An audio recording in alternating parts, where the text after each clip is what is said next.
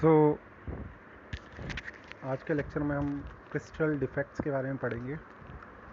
Basically crystal defect का मतलब क्या होता है कि जो आपकी एटम्स है, अगर कोई उसके अंदर कोई एक्स्ट्रा इम्प्योरिटीज़ डाल दे या कोई किसी चीज़ की कमी हो जाए, उस चीज़ को हम क्या बोल सकते हैं, डिफेक्ट बोलते हैं।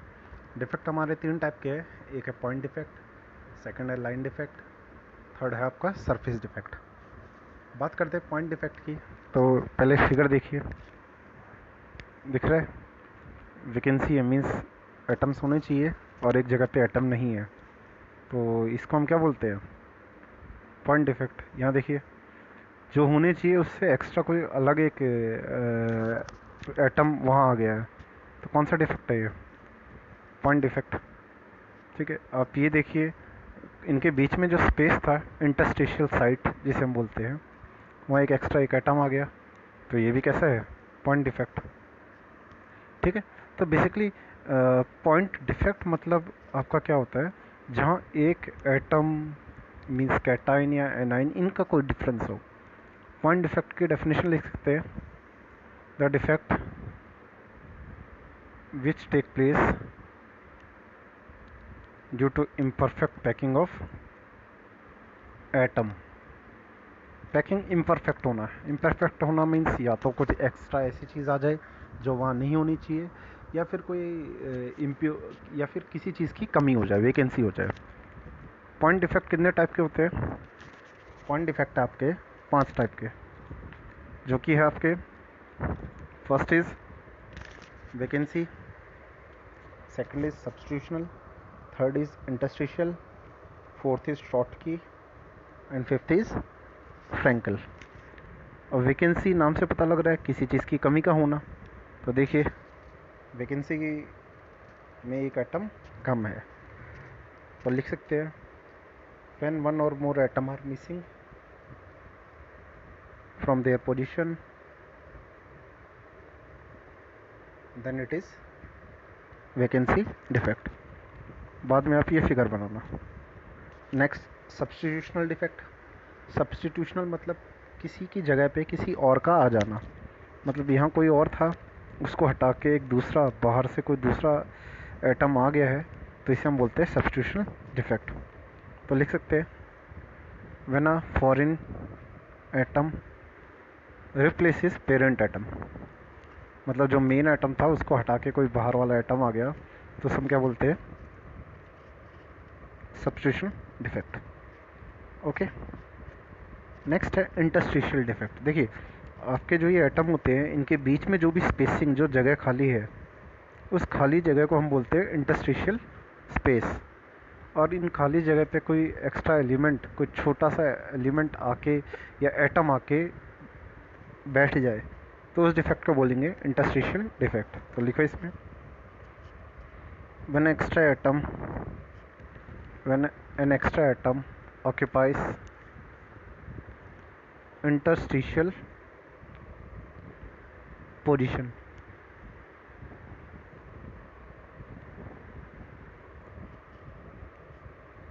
then the defect is called interstitial defect। Figure आप ये ड्रॉ कर लेना। नेक्स्ट है शॉर्ट की और फ्रैंकल।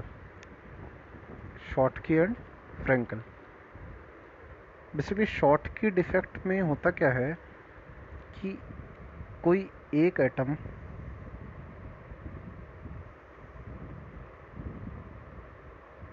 यूजुअली, इसमें एक बड़ा और एक छोटा, 2 एटम होते हैं। ठीक है, बड़े वाले को हम यूजुअली बोल देते हैं कैटाइन, और छोटे वाले को एनाइन, या फिर पॉजिटिव और नेगेटिव आयंस बोल लेते हैं। तो शॉर्टकी में होता क्या है कि एक पॉजिटिव और एक नेगेटिव आयन, देखिए एक बड़ा और एक छोटा, 2 आयन वहाँ से क्या है, एब्सेंट है। तो एक बड़ा और छोटा एटम वहाँ से, मीन्स कैटाइन और एनाइन मिसिंग है। इस टाइप के डिफेक्ट को हम बोलते हैं शॉर्ट के डिफेक्ट। इसमें अगर हम ध्यान से देखें तो मास यूजुअली क्या हो जाता है, कम हो जाता है। ठीक है, जितना होना चाहिए, क्योंकि 2 थे और 2, एक पॉजिटिव एक नेगेटिव वहाँ से चला गया। तो लिख सकते हैं आप when a pair of positive and negative ion are missing from the crystal, then the defect is known as Schottky defect. Okay, next है फ्रेंकल. ठीक है, फ्रेंकल डिफेक्ट का मतलब क्या होता है? अगर यहाँ देखिए, एटम यहाँ होना चाहिए था और वो अपनी जगह छोड़ के किसी और की जगह पे कहीं और चला गया, तो एक एटम अपनी जगह छोड़ के किसी दूसरी जगह पे चला जाए, उसको हम क्या बोलते हैं? Frenkel defect. मतलब हुआ क्या, अपनी जगह को छोड़ के दूसरी जगह में चला गया, तो इस टाइप के डिफेक्ट को बोलेंगे हम फ्रेंकल डिफेक्ट. तो क्या लिखेंगे आप? When a missing atom responsible for vacancy occupies interstitial position, the defect is called Frankel defect. Okay, तो ये सारे डिफेक्ट है पॉइंट डिफेक्ट, क्योंकि एक एक पॉइंट के अकॉर्डिंग डिफेक्ट हो रहे थे, इसलिए इन्हें हम पॉइंट डिफेक्ट बोलते हैं. नेक्स्ट है हमारा लाइन डिफेक्ट. लाइन डिफेक्ट में जो डिफेक्ट होते हैं वो लाइन के ऊपर कंटिन्यूसली एक लाइन पे होते हैं. आप देख सकते हैं, सबसे पहला यहाँ जो 3 ब्लैक कलर के जो ये एटम्स है एक लाइन में है, इनको यहाँ नहीं होना चाहिए था, बट वो फिर भी आ गए. यहाँ नहीं होना चाहिए था, ये फिर भी आ गए. इस टाइप के डिफेक्ट को बोलते हैं लाइन डिफेक्ट. ठीक है, यहाँ बेसिकली हुआ क्या कि यहाँ एक तरीके से इस तरफ इस साइड हमने एक फोर्स लगाया. इस फोर्स के लगाने की वजह से ये अपोजिट डायरेक्शन में खिसक जाएगा, बाहर निकल जाएगा. जैसा यहाँ हुआ है कि यहाँ फोर्स लगाया और वो वहाँ से बाहर निकल गया. तो यहाँ जो डिफेक्ट हुआ है वो लाइन का डिफेक्ट हुआ है, इसीलिए हम इसको बोलते हैं लाइन डिफेक्ट. तो लाइन डिफेक्ट 2 टाइप के डिफेक्ट होते हैं लाइन डिफेक्ट में, एज डिसलोकेशन और स्क्रू डिसलोकेशन. तो लाइन डिफेक्ट में लिखिए, the defect which take place due to dislocation of atom along the line. It is of 2 type, screw and edge. Edge dislocation में लिखना, when half part of atom is inserted between 2 plane of atom. Half part देखिए, पूरा insert नहीं किया गया, सिर्फ half part insert किया. अगर पूरा इंसर्ट करते तो डिफेक्ट नहीं होता वहाँ कोई भी, क्योंकि वहाँ कोई भी ये डिसलोकेशन नहीं होता. ठीक है, सिर्फ हाफ पार्ट डाला है. नेक्स्ट में अब ये एज डिसलोकेशन में ये फिगर ड्रॉ कर लेना. Screw dislocation, when the atom are displaced in 2 separate plane perpendicular to each other.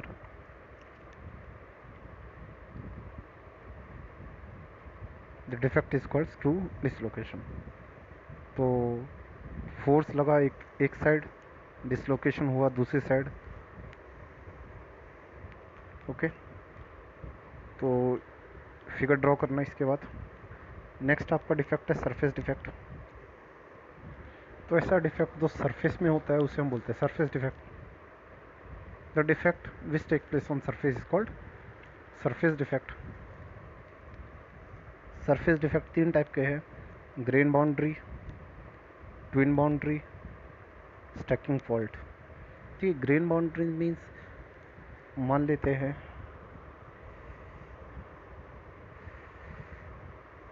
हमारा ये कोई मेटल है, इसमें यहाँ इस टाइप के एटम है, आगे ये सर्कुलर एटम है, उससे आगे इस टाइप के एटम हो गए. तो जहाँ डिफरेंट टाइप के एक ही मेटल के अंदर डिफरेंट टाइप के ये एटम्स या ग्रेन्स होते हैं, उनको बोलते हैं हम grain boundary.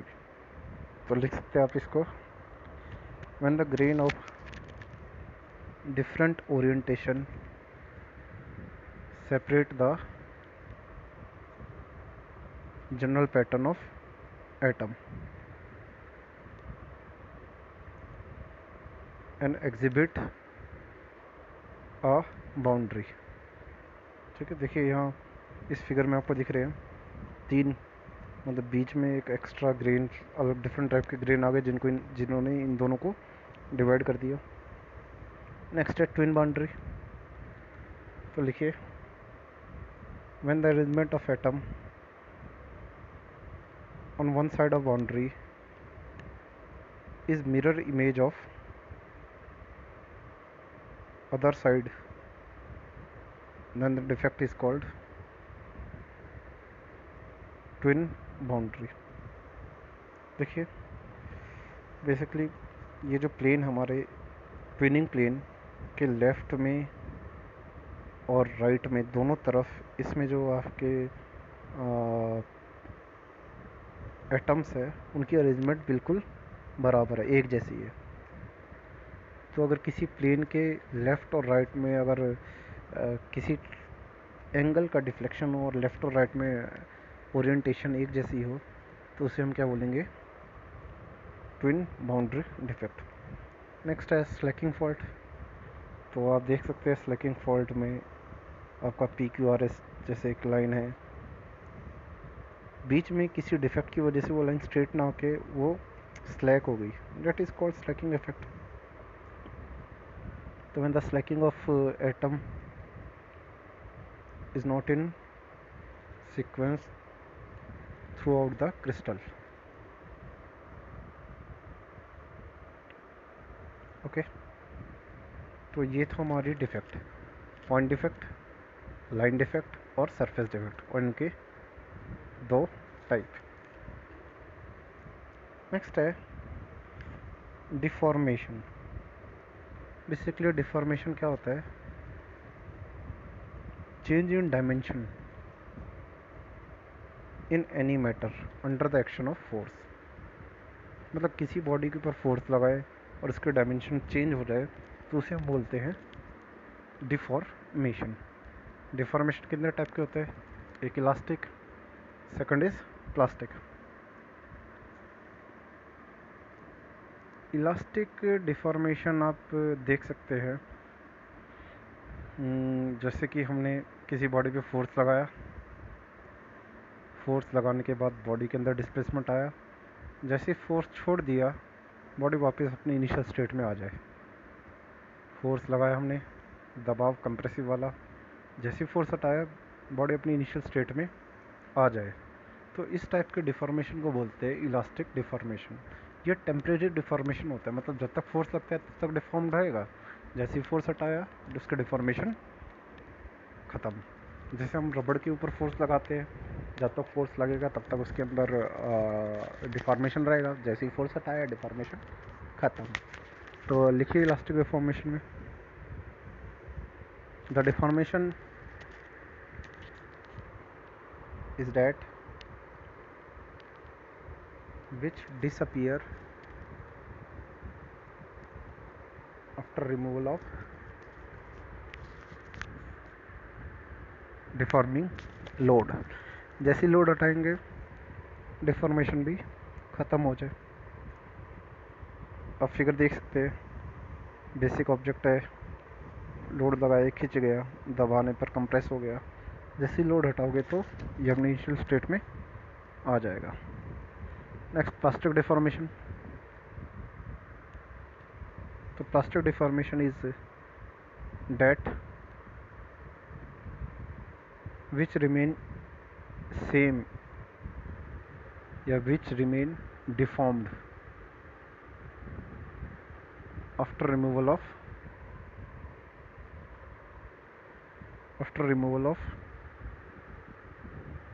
Deforming load. Okay, चलिए नेक्स्ट पे चलते हैं, मैकेनिज्म ऑफ प्लास्टिक डिफॉर्मेशन। वैसे प्लास्टिक डिफॉर्मेशन के दो वजह होते हैं, एक होती है स्लिप और दूसरी होती है ट्विनिंग। स्लिप आप देख सकते हैं, ऊपर से फोर्स लगाएंगे नीचे से फोर्स लगाएंगे तो एक लेयर ना खिसक जाएगी, जैसे कि यहाँ ऊपर नीचे से फोर्स लगाने की वजह से ऊपर से लेयर और नीचे से लेयर एक दूसरे के ऊपर खिसक गई। जैसे कि सैंडविच की बात करते हैं, ऊपर एक ब्रेड है नीचे एक ब्रेड है, और जैसे आपने फोर्स लगाया तो ऊपर वाला ब्रेड नीचे वाले ब्रेड के ऊपर से खिसक जाएगा, तो उस खिसकने को हम क्या बोलते हैं? स्लिप। तो लिख सकते हैं, स्लिप में भी defined as the shear deformation in which atom in one crystal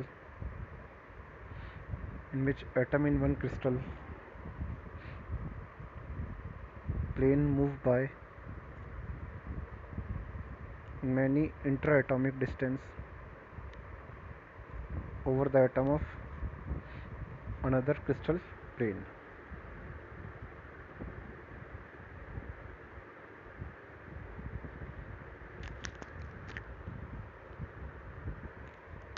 okay, then ये फिगर ड्रॉ करना। नेक्स्ट है ट्विनिंग। ट्विनिंग में बेसिकली यहाँ फोर्स हमने ऑब्जेक्ट के परपेंडिकुलर डाला था, बट हम यहाँ ऑब्जेक्ट के टेंजेंशियल किसी बीच में लगाते हैं फोर्स। जैसे ही हम बीच में फोर्स लगाएंगे, मीन्स एक फोर्स मैंने यहाँ लगाया, दूसरा फोर्स मैंने अपोजिट डायरेक्शन में लगाया, जिसकी वजह से जो मॉलिक्यूल की जो अरेंजमेंट होगी वो खिसक जाएगी और ये शेप ले लेगी। इस टाइप के शेप को हम बोलते हैं ट्विनिंग, और एक प्लेन नया क्रिएट हो जाएगा जिसको हम बोलेंगे ट्विनिंग प्लेन। तो लिख सकते हैं, when object is subject to stress, instead of whole block of atom moving various distance along the slipping plane, in twinning each plane of atom concerned move a definite distance in same direction. Okay, next in दोनों के बीच में आप ये difference ज़रूर note कर लेना, video pause करके, और ये डिफरेंस नोट कर लीजिए। अगला जो पार्ट है हमारा लोड, स्ट्रेस, स्ट्रेन, ये सब आप स्ट्रेंथ ऑफ मटेरियल में पढ़ चुके हैं। तो जो नोट्स आपके पास पहले होंगे ये आप वहीं से कवर करना। डायरेक्ट स्टार्ट, ये सब आपका स्ट्रेंथ ऑफ मटेरियल में हो चुका है।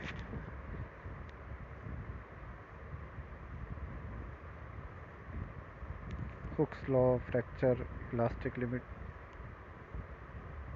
तो फटीग और क्रीप है, हमने पिछले चैप्टर में कर लिया है, फिर भी हम एक बार डेफिनेशन देखेंगे कि फटीग क्या होता है।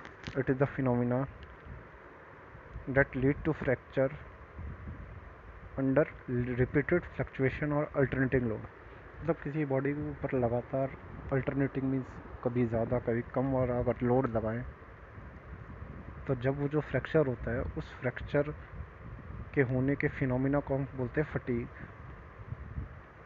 और क्रीप बेसिकली क्या होता है?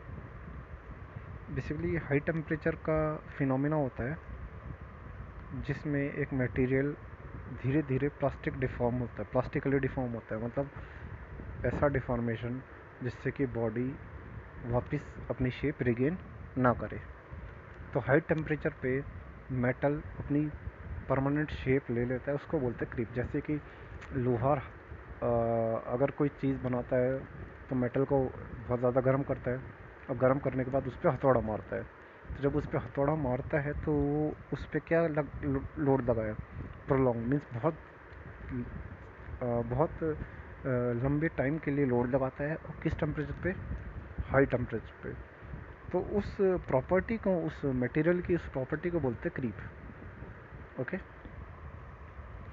तो यहाँ ये चैप्टर कंप्लीट हो गया है। आप अपने ये चैप्टर कंप्लीट करिए और नोट्स बनाइए।